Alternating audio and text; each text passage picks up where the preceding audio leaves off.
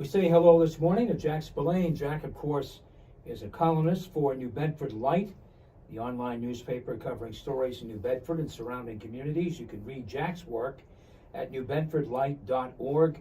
And good morning. Good morning, Jim. See you again. Well, as we come in this morning, another controversy involving the Ward 3 City Councilor. New Bedford High School students protested memes shared on Facebook by newly elected councilor Shawn Oliver, calling them hateful and transphobic. I want to make clear, the sharing of those postings happened before the election. 2 to 4 years before. Okay, 2 to 4 years before. We should understand that. You wrote forcefully about Oliver's postings and the protest, praising the actions of the students. I have to ask you, did the voters make the wrong choice here? Oh, no, I wouldn't go that far. I think Shawn Oliver has had an introduction to public life that many people who have not been in public life don't know what the glare of the spotlight is like. And certainly if you run for public office, anything that you've done that has been on social media, online, tends to live forever. And he did not take them down anyway. I think it was a fine moment for the students. The students exercised their constitutional right. They felt strongly about an issue. I was struck when I went up to the protest by how different it was from when I'm in high school. There were many students who were addressing in a variety of ways that were not traditional gender ways. And they're very comfortable with LGBTQ issues, at least the students who were at the protest. Not all of whom were LGBTQ, some of them were their friends and supporters. And they felt that the post that Shawn had posted, perhaps in the days before he intended to be a public figure, and I agree with them, they were demeaning posts. I agree. Oliver did apologize in a statement that was released this past week. Does he need to apologize to the students face to face? I wish he had done that when he was in the city council chambers with them. For some reason, he did not seem to want to do it. He was edging toward it, where he said that perhaps he was insensitive. He was insensitive to anybody who would be LGBTQ. I think it's better if he had done it that way. It probably would be good if he still did it that way. I understand that any kind of politician wants to control their message, so they prepare a message where they can say exactly what they want to say and no more, no less. But I think the students are looking for something a little more organic, shall we say, and I don't see any reason why he shouldn't do that. He has offered to sit down with them and talk to them. Well, let's hope that he follows through with that. Now, it isn't often that you see elected officials criticize other elected officials. It's kind of the unwritten rule of politics. If you don't have anything good to say about your fellow office holder, just don't say anything. But Oliver's reactions certainly did generate a reaction from his colleagues. You reported on it. So I understand why people don't want to criticize their colleagues in a derogatory way. I do think they have to be able to criticize them when there is serious issues at hand. They can do it respectfully. They can say, I want to give my colleague the benefit of the doubt, but I found their post reprehensible. And I think that my colleagues should address that. They chose not to do that. I think the city council in particular takes that too far. I do think they need to be courteous and respectful when they disagree, or when they even pointedly criticize them, as would be the case in this case, or the case with when former city councilor Hugh Dunn had his charges regarding motor vehicle accident. But I think that there are instances where they need to be addressed. Another one was when Brian Gomes was fired by the hospital for sexual harassment, which he is still fighting as an appeal to the Supreme Judicial Court. He has the right to do that, and it's not completely decided until he does. But I think when you have cases like this, the council has a responsibility for the confidence of the public, and the state reps also, to say we are concerned about these issues. We think that the individual should address them publicly. Councilor Hugh Dunn, outside of court, never addressed his issues. I don't think that's right, and I think it undermines the public's confidence in government. So that leads to the next question, what's the public's confidence in Shawn Oliver? Now, it's early. I mean, this all just really unfolded, and I think the public is still trying to figure it out. But how much will all of this hurt him politically? Time will tell. We really don't know yet. The news came out at the very end of the election, the Friday before the Tuesday election. He won anyway. He was elected despite voters knowing. There was some early voting that took place before that. I think we don't really know yet. I think we'll have a better idea in the fall to see how that election goes. Shawn Oliver was a popular candidate. He came from nowhere, not being known, to finishing first in both the preliminary and the final elections. He does not have a day job. He works evenings at 12 to 8 shift at the state prison up in Cedar Junction. And so he had the ability to go door to door. Other candidates who are not busy in the day also had the ability to go to the door to door. Nobody did that better than Shawn Oliver, maybe Paul Harrow back last year in the sheriff's race. So I think the voters liked what they saw. He's a very engaging fellow. I don't approve of what those posts did, and I think he needs to address that maybe even more fully. But there are certainly positive things to have been said about his candidacy too. Do you believe he has a political problem? I think he needs to address it a little further. Yes, I think that we really need to have a discussion in the community about historic stereotypes and jokes that would be made about LGBTQ people, and whether that day is past, whether it ever should have been to begin with, but it certainly is past now. And that jokes that you may think are funny to share with your buddies or whoever are not funny, and they are hurtful to people, and it was predictable that they would have been hurtful to people. I can't absolve him of saying I had no idea that they would have been hurtful. I think most people with common sense would know that. I mean, there were some of the memes that were so crude that I think one publication is published, but they were pretty rough.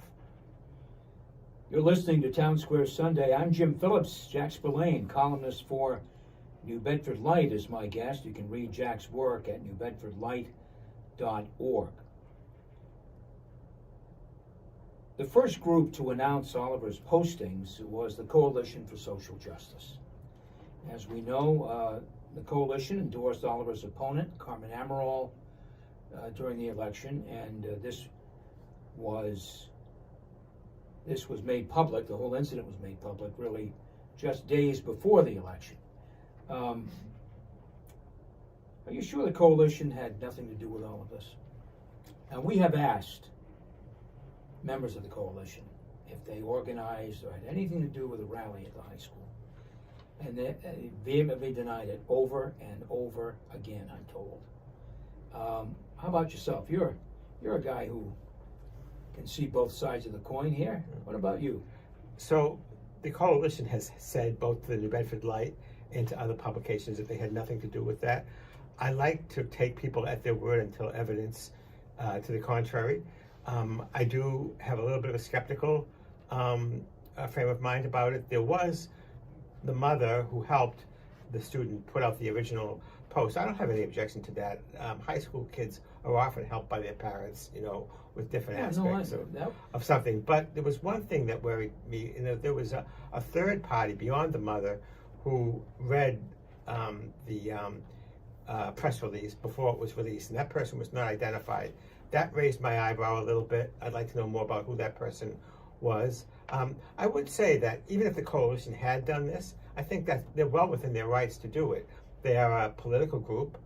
They have a long history of working for various candidates, most recently Sheriff Harrow, before that Molly Pollock when she was on the school committee, Shane Burgo when he was elected to the city council. There are conservative and progressive groups in the city. They work for various candidates. I think it's a distraction to say that, oh, this is all about the Coalition for Social Justice. I don't think it's about them, but if they did do it, I think they should own up to it. We'll have to see. Yeah, I suppose that it may come out. Maybe else. I do think that the people who said that these kids don't know their own minds are overstating it a little bit. I went up with these kids. High school is very different than when you and I went, Jim. These kids are very comfortable with themselves. They have their own mind about these issues. They felt strongly about it. And if you saw the memes, they were pretty offensive. Yes, I did see some that were published. I didn't see the original postings, but I did see some that were published.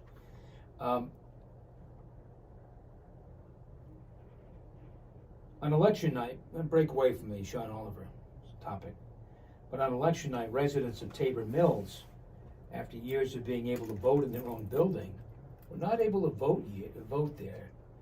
I think it was for this election and maybe the one prior, I'm not sure. The precincts were moved to another location. And they were moved to the Holy Name Parish Center, which obviously made it very tough for residents, elderly residents at Tabor Mills, to somehow get a ride, if they didn't have a car, to get a ride and go vote. How did that happen? I know you wrote an article about it, you explained it, but really it was the state that made that decision. The state made the decision to change what precinct Tabor Mill is in. The city made the decision not to put the polling precinct there. Okay. So I think this is one of the saddest instances of voting discouragement that I've seen in the city of New Bedford in the 2 decades that I've been here. The people who worked those polls were as discouraged as anybody because they had seen that precinct fall from more than 100 voters, as many as 150, they told me, to 15 in the final election, 19 in the preliminary, just collapsed. Now, the city did provide a van. You can say people could have taken the van. I talked to a couple of people. They said it's stormy. I could slip. I don't want to do that. Bad weather day, yeah. Yeah, I don't want to do that. So it is difficult. The Holy Name precinct is 2 blocks up the hill and about 7 or 8 blocks south. It's a good distance. So nobody who is elderly or disabled is walking that easily. What's more, you have a precinct for 2A, which is an entirely different ward, and is no longer contiguous with the state's redistricting, which is the real cause of the problem, holding their voting in the building, and yet the people who live in the building can't vote there. They just needed a way to fix it. They didn't.